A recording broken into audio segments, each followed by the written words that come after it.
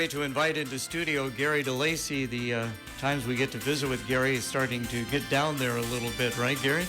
Yeah, unless you want to bring me as a guest person down the road. But yeah, in terms of my role as a superintendent, we're getting down to about 2.5 months. I was telling you next time you're in, it'll be with Dave Vickers. I'll be out at the state track meet, but you are planning on coming in June and maybe bring Wes Golden with you. Yep, I thought it would be very appropriate to bring Wes on the show and talk about the transition. Let's get started into what I think is so exciting, the Hall of Honor. It's something that you kind of brought on board, and you're telling me that every one of the inductees are going to be able to make the ceremony. Yeah. Well, and sometimes we didn't have the choice because some of them were deceased. But actually, all 5 of our inductees are living, and they've all made the commitment to come in. And some of them are traveling from either the Carolinas or Florida to get here. So really only one of them is local. Brian Guy lives in the Quad Cities right now, but the other 4 are not local right now. So. Well, the first one we're going to talk about, I happened to go to elementary school with her at Horace Mann, Diane Randall Andrews, and boy, she has accomplished a lot since her days at Horace Mann. Absolutely. We're very excited. I'll be honest, Diane's very excited. I've had a number of communications with her since the committee selected her. And she ended up really making an impact in the nursing field and was employed by the University of Central Florida, had her passion for leadership in the roles of anesthesia and cardiovascular units. And then she actually founded a program in leadership and management in terms of nursing. So had a couple national appointments, secretary of the Association of Leadership Science in Nursing, and she's an on-site reviewer for the Commission of Collegiate Nursing Education. Currently retired from the University of Central Florida, but I still think she's still contributing in some of those organizations. And like I said, very excited to come back a week from tomorrow at Clinton High School. Again, class is 72, and another female, class of 1990. Tell us a little bit about Casey Rogus Bush. Yeah, and I think I had one of Casey's siblings in class, because when I saw Rogus, I was like, I wonder if I had her as a student, because that was when I was a teacher here. But when I talked to her, she made it apparent she didn't have me, but Casey is really in the middle of her career right now. She works at North Carolina State. Of course, both their men's and women's teams made the Final Four, so I don't know if she'll have anything to talk about that. But her expertise right now, she's an assistant professor of STEM education at North Carolina State, and she is really kind of specialized in an area of climate change education and how to really talk about it and how to educate people on how climate change is affecting the country and weather and probably human behavior in the future. So quite frankly, I'm excited to have her and quite frankly, climate change is in the news a lot. So somebody that's kind of in the forefront nationally working on this, it'll be interesting to listen to her talk. I guess so. That'll be great. And of course, Brian Guy. A lot of the Clintonians know Brian. Yeah. We actually expect probably our biggest for the community luncheon from 11:30 to 1, which the public is open to come to. We're expecting a pretty good representation for Brian. Brian obviously made his mark with the Clinton Police Department. He was the youngest officer ever hired. And then he ended up being the longest serving police chief in the history of Clinton police. And not only that, a lot of the things that he did ended up being picked up by the state. You know, his Citizens Police Academy was something that's been picked up. He served on the Iowa Enforcement Academy Council, the Clinton County Communications Commission, and the board for the Mobile Team Training Unit. Brian is the only one that's fairly local. He lives in the Quad Cities. Actually, his sister works at the middle school, and I've been in contact for her, wondering if I'm going to let her out to listen to her brother, which that's a no-brainer. We're going to let Renee get there. But we're very excited. I've obviously reached out to the current police department. I think there'll be a number of people that have built relationships with Brian and want to come and support him. I would think so. Again, visiting with Gary DeLacy, talking about the Hall of Honor. Now, here's the class of 1953, Distinguished Military Service, George Nord. Yeah, and this is one that, probably would, without this kind of recognition program, would slip through the cracks. But we got a nomination for George Nord, and the more we learned about his story, it was like, oh my gosh. This is somebody that definitely would serve as a role model for our current students. And just to give a little bit of a description, which we put in our press release, he served in the Vietnam War, and there was a situation, and I'll just kind of read through it. It says, when the Rangers encountered intense hostile fire, Sergeant Nord remained at the foremost points of contact to direct and control the supporting fires of the armored personnel carriers and armed helicopters. When one of the vehicles was disabled, Sergeant Nord went forward within 50 meters of the Viet Cong line and directed airstrikes as close as 4 feet from his position. When Sergeant Nord was informed that another American advisor was wounded and lying exposed in the enemy positions, he dashed forward under withering hostile fire to recover the fallen advisor. He then arranged for a medical evacuation of the wounded, while at the same time continuing to direct Ranger assaults until the area was cleared and the insurgents routed. Oh my goodness, he'll have a story to tell. He'll have a story to tell, and I've talked a lot to his son. They currently live in the Carolinas, so his son will be bringing him up, and he'll have. I've actually been told he'll probably be fairly short on words, but a lot of these military, what I would consider heroes, tend to be very humble. But you can read that story and it's like, oh my gosh, this person deserves my respect. Definitely a hero, no doubt about that. And then the final inductee, tell us about him. William Thiessen, and he's had an amazing career, class of 1963. He's getting in the area of professional career accomplishments. He was the founder of Godfather's Pizza. And I still remember Godfather's there on Comanche Avenue. Yes. In fact, the math department many times had their get-together at Godfather's Pizza. Didn't realize that it was a Clinton graduate that actually founded that national chain. And he eventually sold that chain. And then he's actually developed a new pizzeria in Omaha, Nebraska, which is where he's at right now. He's been very successful in entrepreneurship.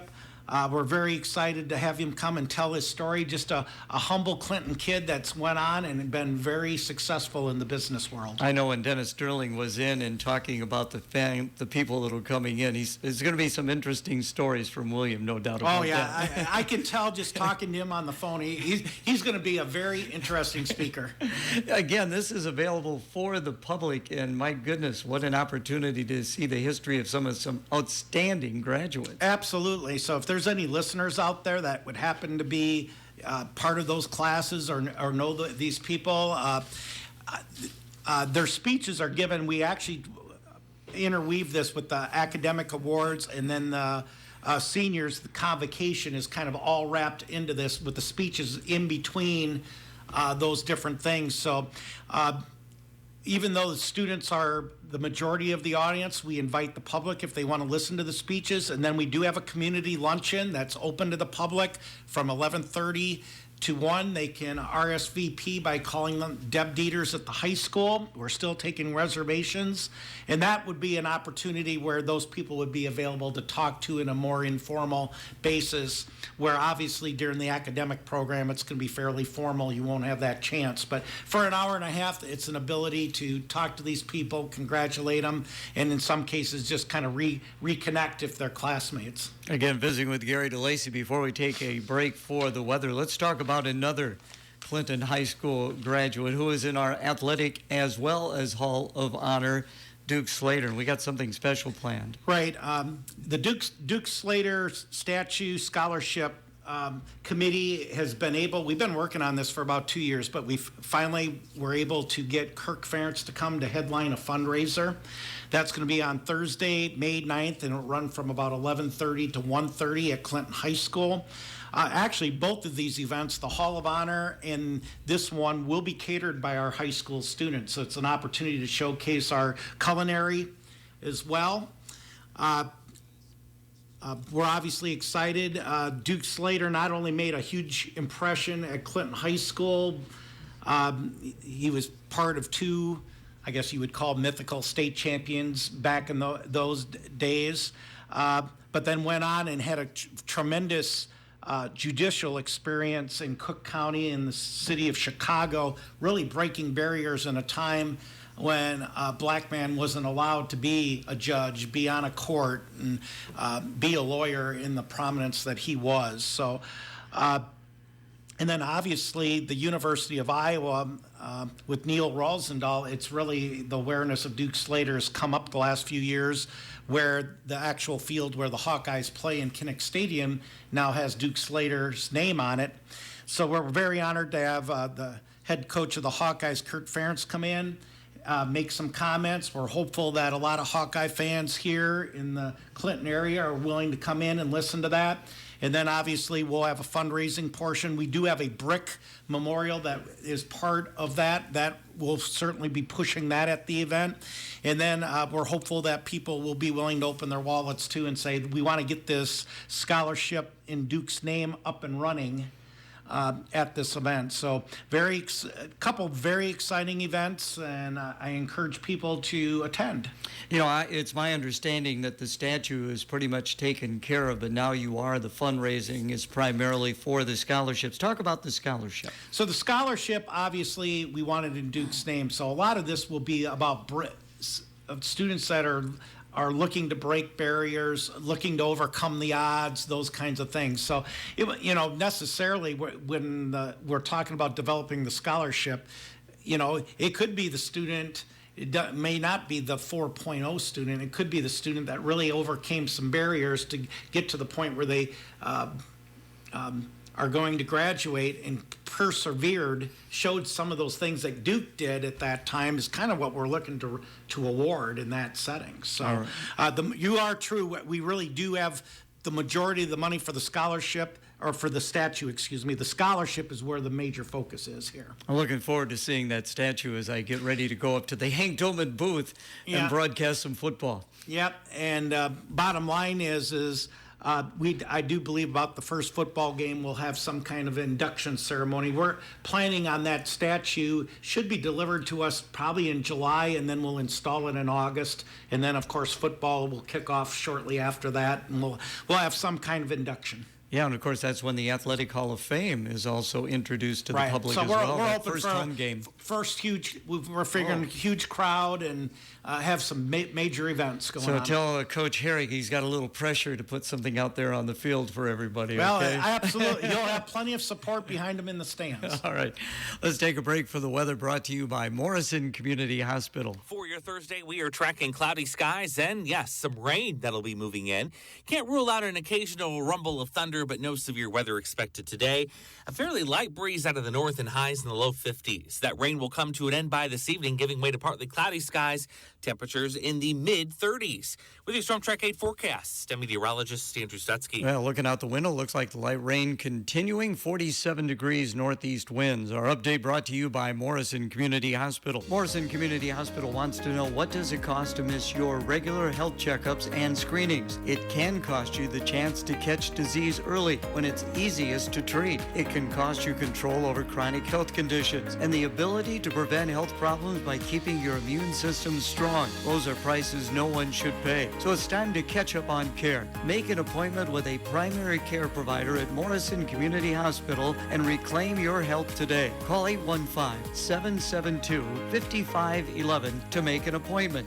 FYI continues with Gary DeLacy. Performing Arts Center Capital Campaign, your next talking point. Yeah, we're going to be launching a two-phased approach. The first one is we're going to have some parents and community members reaching out Through the pandemic, the price tag on the high school, if you remember, we actually passed that bond issue March 3rd of 2020, and then 2 weeks later, the pandemic started.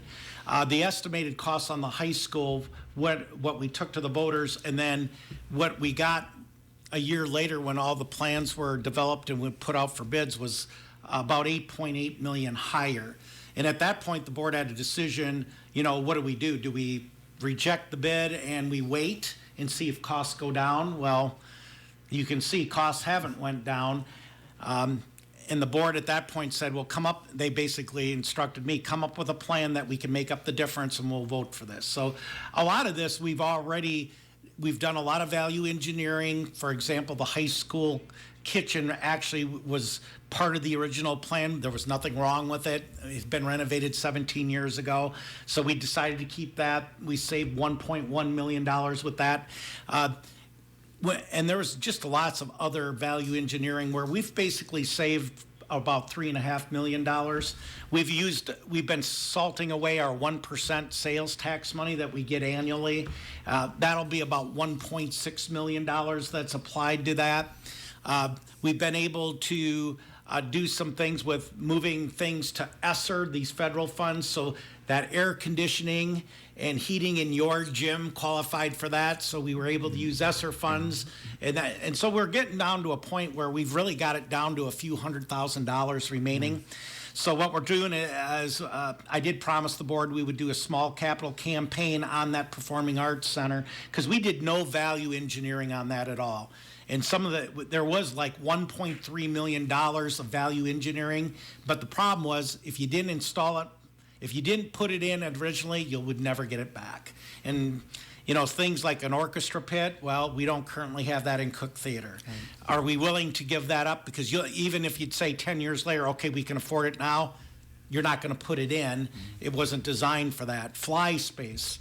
And just things to have. I wanted a performing arts center that would stand up to the Quad City schools, and this one is designed to do as such. We just are going to do a little fundraiser here to get to the finish line on that, and we'll be giving more information out to the community when it becomes public. But I just wanted to throw that out, that we are going to do what I would call a silent campaign first, and reach out to some definite supporters to get the campaign started, and then we'll go public with it and see if we can get a major push.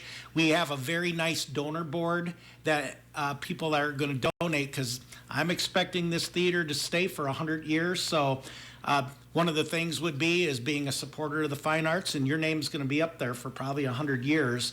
And we have it designed that the size of your name and that will indicate the size of your contribution without saying you contributed this exact amount. But people would get the idea if you're in a bigger font, and that'd be like, okay, they obviously gave more and that kind of thing. So we're going to push that out. I'm hopeful that the community will be supportive, and it's not a major thing to get us to the finish line, but it would help. Again, visiting with Gary DeLacy. Well, we had it in the news today, teacher pay. Talk about that. So it was all wrapped in one bill, and in my opinion, it was wrapped in one bill because the AEA bill couldn't stand on its own. So the teacher pay increase piece with the AEA and supplemental state aid, which is kind of your cost of living increase, were all put together in one bill. The teacher pay for next year, a beginning teacher in the state of Iowa will be at a minimum of $47,500.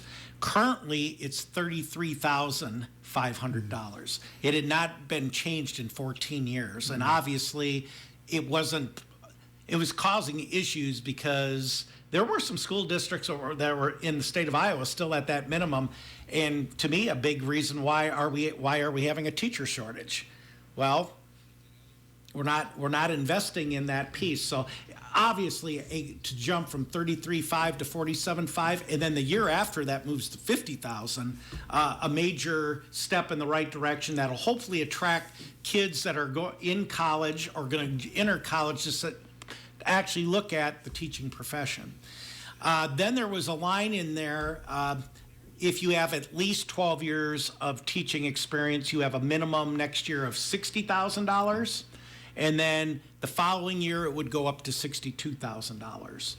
And it sounds great in theory, but it has caused some equity issues. So, for example, I'll just throw out an example. You may have a teacher that has just a bachelor's degree with 12 years of experience, and maybe they're making $52,000. You might have a teacher with 12 years of experience that has a master's degree making 58. Next year, they're both making 60. So that's an equity issue in my mind that, okay, this person went back, they're a lifelong learner, they got their master's degree, and now they're making the same amount as the teacher that's making a bachelor's degree. And there wasn't money in the state to differentiate that. So I'm hopeful that maybe in subsequent years that there is additional money put in there that we can recognize teachers that are lifelong learners and go back to school and sharpen their craft. But unfortunately, right now, that is one of the downsides, is it creates some of this inequity. I would think so, yeah. School safety gun legislation. Well, there's a law that I believe it just passed this week, and it's going to the governors. I have what I'm being told by lobbyists, that is allowing school districts the option, it's not required, the option of arming school teachers. And the school board would need to approve it, and obviously the teacher, it's not mandatory, it's a teacher that wants to do that. Personally, I'm very against this. And first of all is that when you look at a school resource officer or any police officer, they've got tools of less deadly force. So for example, they've got a club, they've got a taser, they've got these things, so that, and they're taught you use the tool of least deadly force in this situation.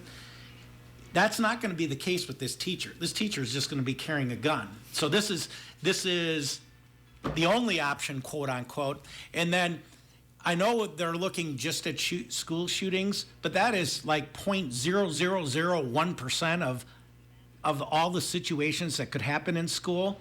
And there are going to be situations where does that gun become part of the equation? A teacher tries to get into a fight and break it up, and somehow a student gets a hold of that gun. Mm-hmm. I'll be honest, let's say it's a situation where you're not sure if that student has a gun. You're now putting that teacher in a situation, am I going to use deadly force on that student when I'm not exactly sure if they're armed or not? Yeah, well, and you're just putting that teacher in an incredibly hard position. And if they're, in my opinion, if there's any sliver of gray, their career is over. Because it'll come down to, you shouldn't have shot that student. And that teacher was trained to be a teacher, not be in law enforcement. And quite frankly, the state has the money to say, you know what, we're going to put trained officers in every building. They do have that, and to me, this is what I would call a cheaper option. And I know it's optional. School districts aren't forced to do it, but to me, it's a bad idea. And I just see so many things that could go wrong. And I know recently during your time, you've added a lot of the security measures, kind of four leading security measures. Absolutely. I mean, I believe we're the only school district right now that is using AI technology to screen proactively for weapons at the door. So I think we're trying to be as proactive as possible to keep kids safe. We're trying to keep guns out of there, and obviously we have an SRO, but that is a trained person, what they do, that carries. I just worry without that really intensely trained person, and I know there's training with this teacher, that I'm going to hear all those arguments. I just feel like that's still not their full-time job. Their full-time job is to be a teacher, and to me now you're going to add this additional layer where that teacher could feel really compromised. Well, appreciate it as always you coming in. Before we do let you go again, the Hall of Honor open to the public. That'll be on Friday, April 26th. And then, of course, May 9th, Kirk Ferentz in town trying to raise some money for the Duke Slater Scholarship. Yeah, both events open to the public. You can actually look on our website. There's links if you want to order electronically. I know for the Duke Slayer event, we're doing it by seat or by table. We're having some businesses, $25, that's $200 per table for that event. So I'm really hopeful that both those events, we have great community participation. I know there's a ton of Hawkeye fans in this town, and when you bring in what most people would consider the top Hawkeye, the football coach, I hope we have a great turnout. Gary, thanks so much. You bet.